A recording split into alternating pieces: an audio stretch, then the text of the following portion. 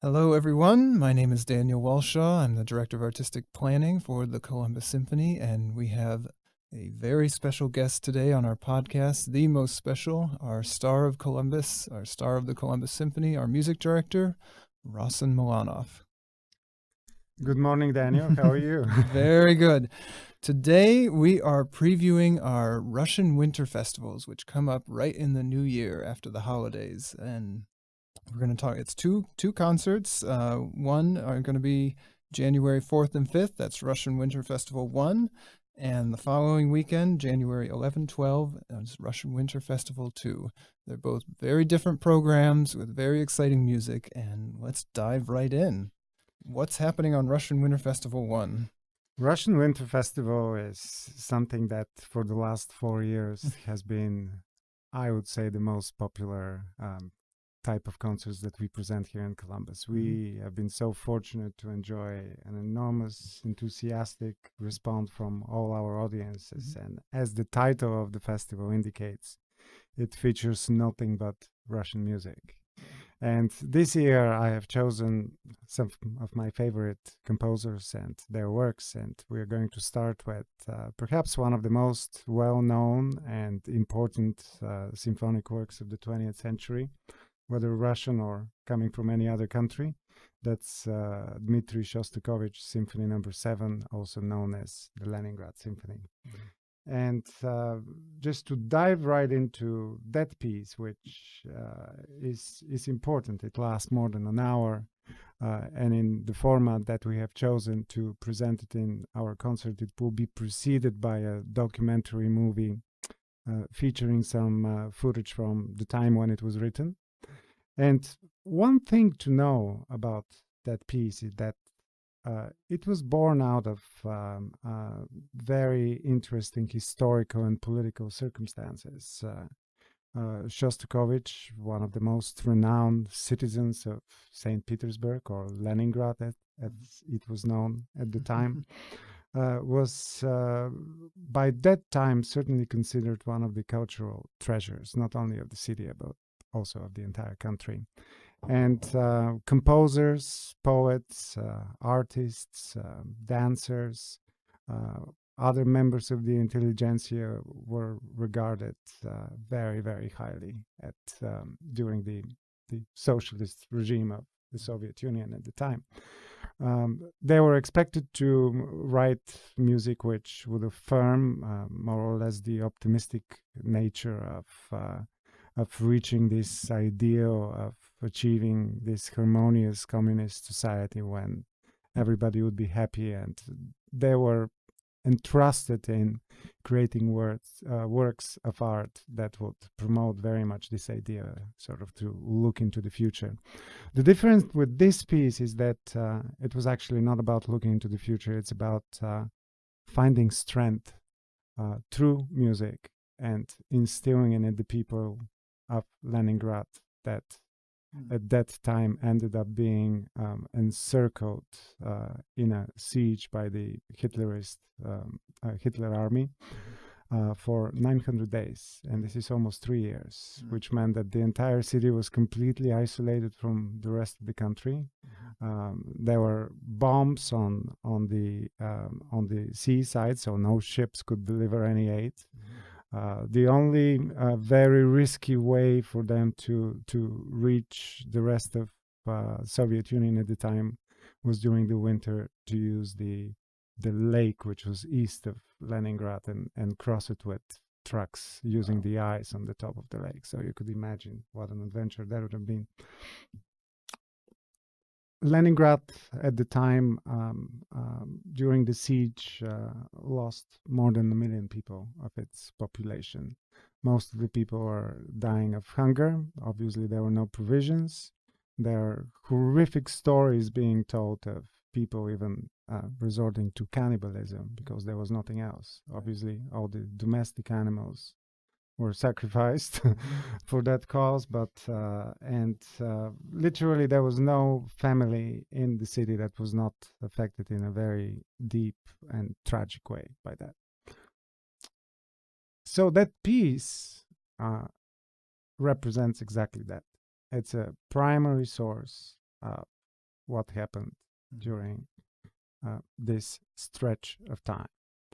And it was also very symbolic for the rest of the world, because everybody knew that composer of the stature of Shostakovich was writing this piece, inspired by the Hitler's invasion and dedicated to the city. So all the Allied forces, including here the United States at the time, and of course the British, and whoever was not at that time under Hitler's occupation, they were very excited to use that piece in a way for their own propaganda. So as soon as the piece was finished, in a very interesting way, that there was a microfilm made out of the score, which was delivered through the most unexpected way, through Tehran, then through Egypt, through some places in Southern Europe, and finally it ended up in London and in New York. And great conductors of the time, such as Toscanini, Tchaikovsky, Ormandy, were competing who was going to do the premiere of this piece in the West. Yeah, wow. But most importantly, in Leningrad itself, it was very symbolic that they managed, even though most of the members of the orchestra have deceased, they managed to gather musicians, whether they were serving in the army or playing in an army band, or they were amateurs, they were jazz orchestras at the time, so they would borrow a couple of the trombone players from there.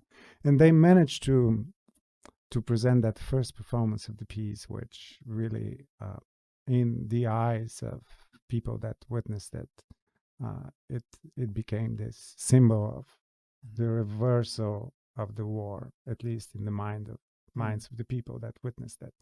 So we see a piece here with an incredible political significance, a piece that truly shows what the art could do to mobilize people, to make them think in the same way, and to actually make them survive. Right. And how also a work of art could unite the entire world to ultimately gain the victory over the Hitlerist Germany 3 years later. So all of that. It's amazing. Like you say, it's these pieces that and works of art that are ingrained in history, and we can look back on them when we study history and study those as what the artists were using to represent what was going on and what they experienced. And if I go even a step further, people say that this work was not written with ink, it was written with blood.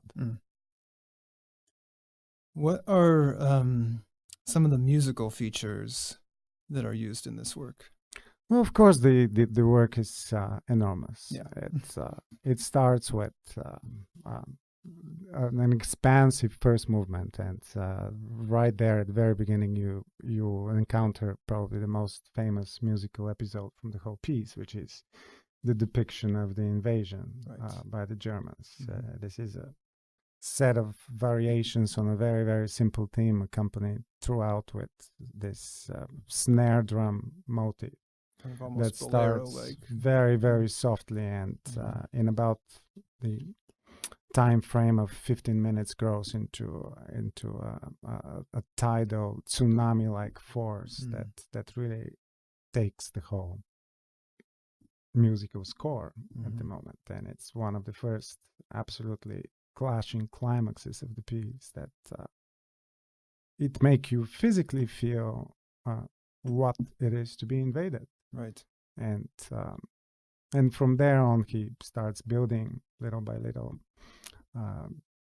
different aspects of the piece. Of course, beautiful slow movement, kind of reminding us very much about perhaps a very spiritual religious service when people have nothing else left to do but pray and hope for the best.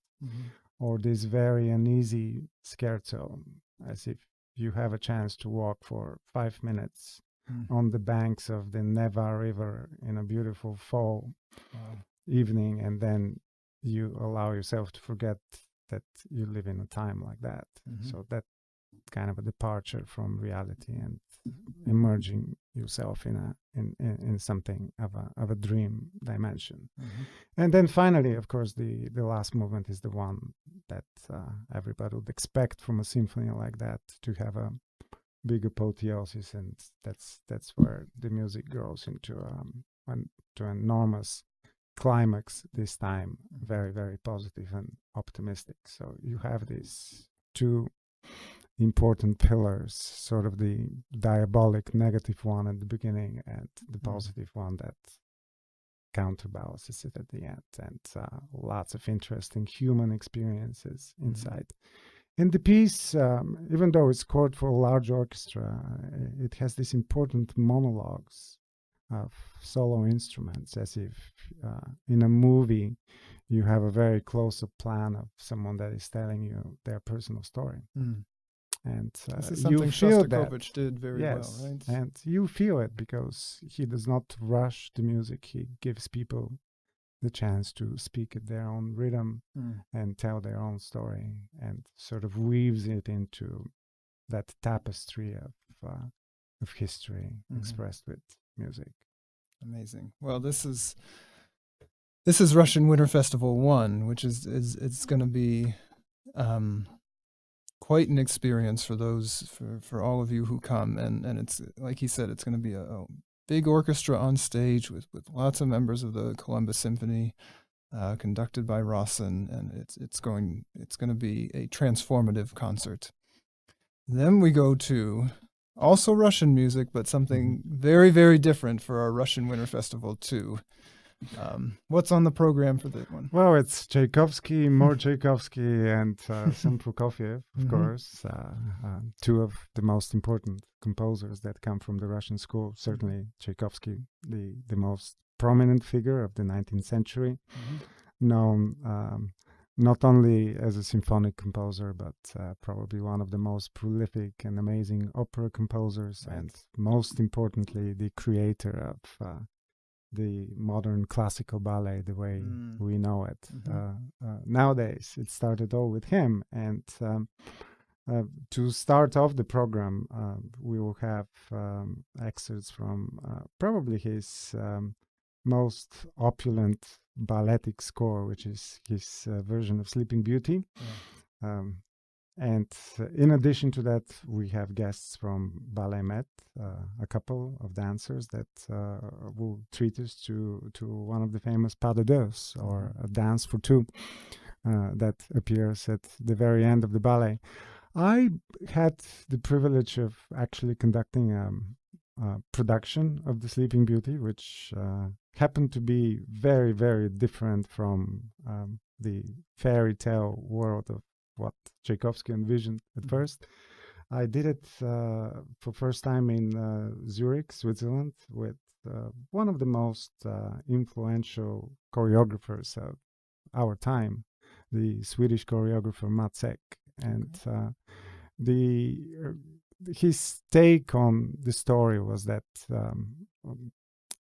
Aurora, or the princess that falls asleep accidentally for 100 years, and being awakened by the prince that arrives fighting through the forest that surrounds the castle, is not really falling asleep, because she draws blood from her finger accidentally, but she's being exposed to drug overdose at birth.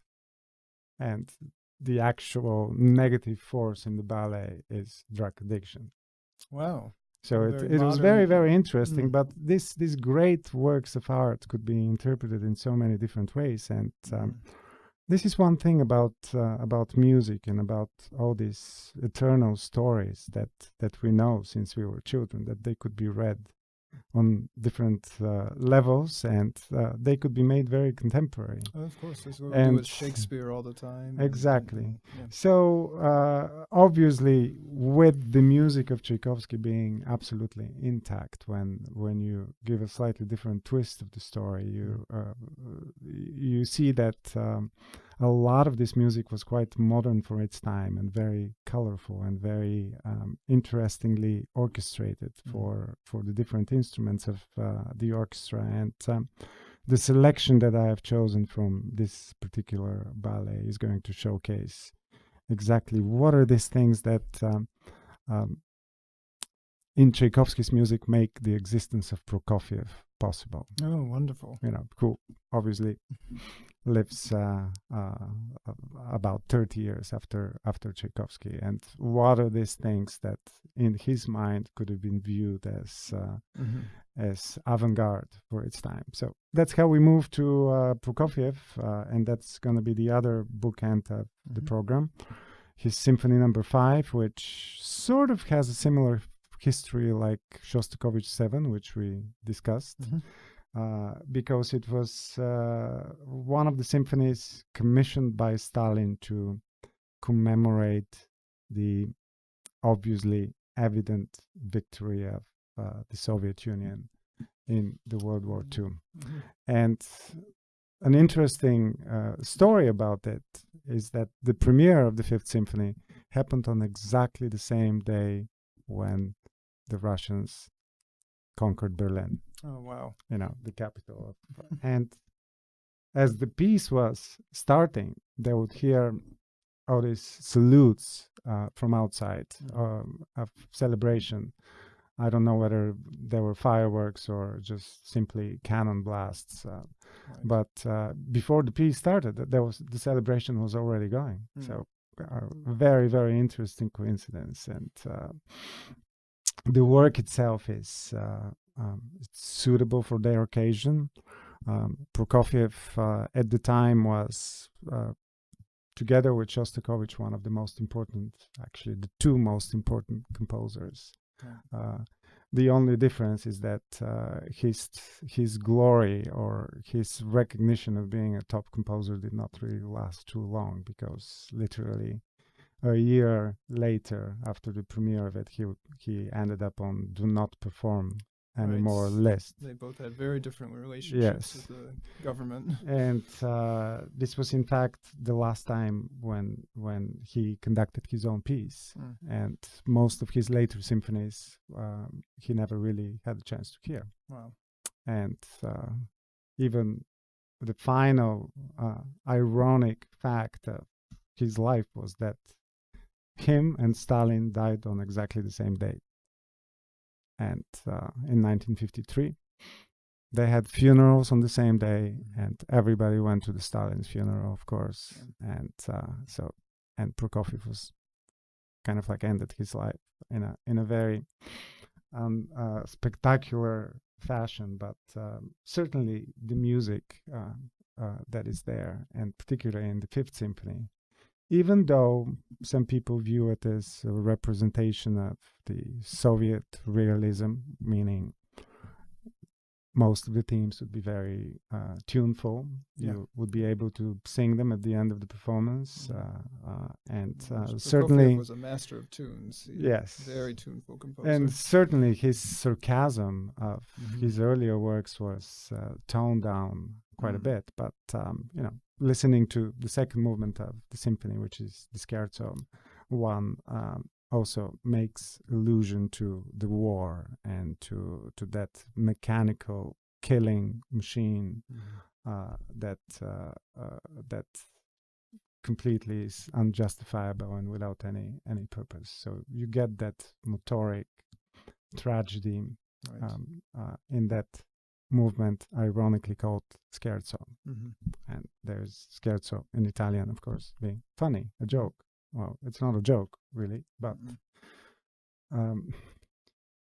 very, very different versions of Shostakovich 7 and Prokofiev 5, but certainly for the orchestra is one of those pieces that allows you to do everything that you have always wanted to do.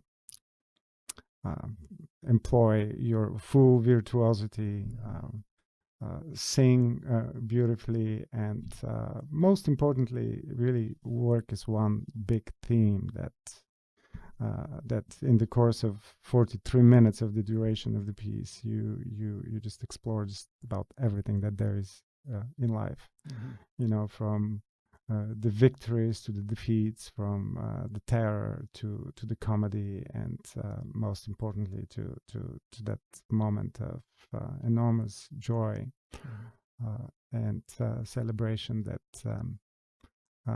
I think art always does it the best, because you get it in a lot more concentrated form than in real life. Yeah, absolutely.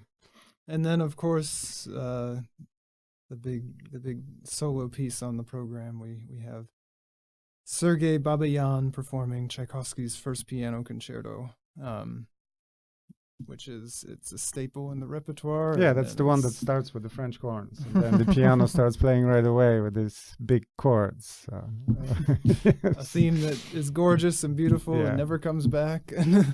Yeah, certainly one of the greatest inventions of Tchaikovsky again, because it's hard to start something like this, to be so impressive, like in the first 30 minutes. Right.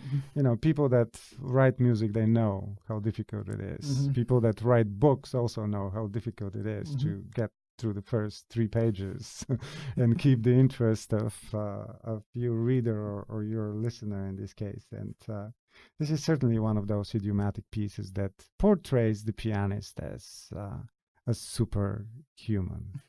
And you know, normally with Mozart's time or most of the Beethoven concerti, you know, you wait for the orchestra to do this Right. lengthy introduction, and then you make your grand appearance, and then you take it from there. Here, the soloist just wants to be included right at the very beginning. He really steals Mhm. the show right there Right. at bar number 4 Mhm. of the piece. He does that with his violin concerto as well. Right? Exactly. Yeah. Mhm. Exactly. It's all about the soloist in Yes. the Romantic Yes. era. They're become the superstars. And the piece was very difficult for its time. And when he composed it, he wanted one of his mentors and teachers to perform it. So he took the piece and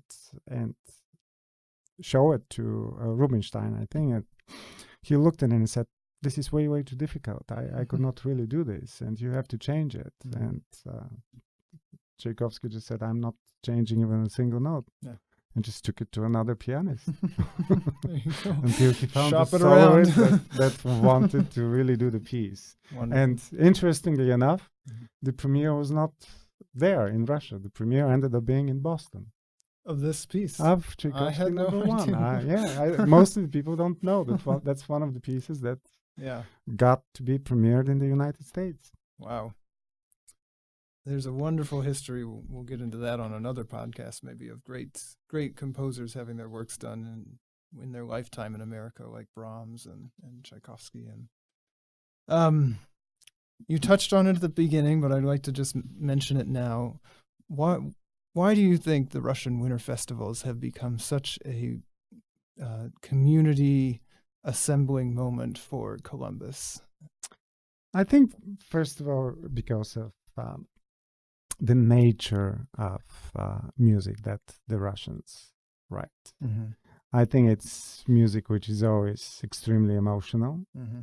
It's music which is absolutely spectacular, both on the outside to look at and then to listen to it, and at the same time always gives you some sort of an emotional gratification and inspiration on the inside.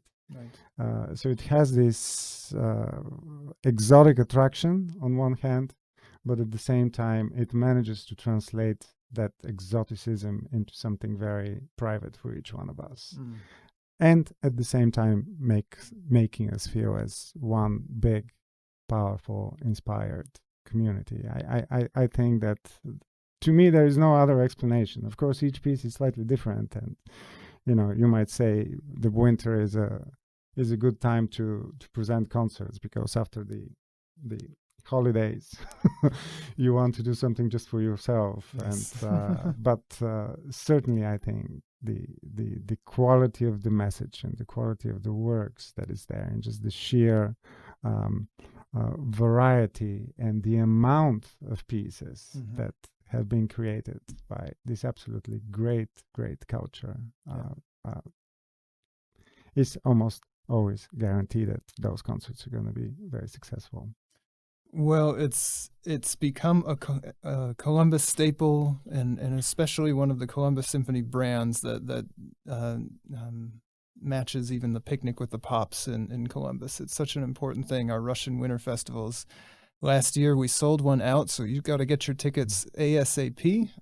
Again, those dates are January 4th and 5th if you want to hear the Leningrad Symphony, and January 11th and 12th to hear Tchaikovsky and Prokofiev and Sergei Babayan and see some dancers from Ballet Met. Both of those concerts will be conducted by our music director, Rossen Milanov. They're both at the Ohio Theater, and you can either go online to columbussymphony.com or call the Kappa Ticket Center to get your tickets. We look forward to seeing you all there. Thank you so much, Rossen. Thank you, Daniel. Mm-hmm.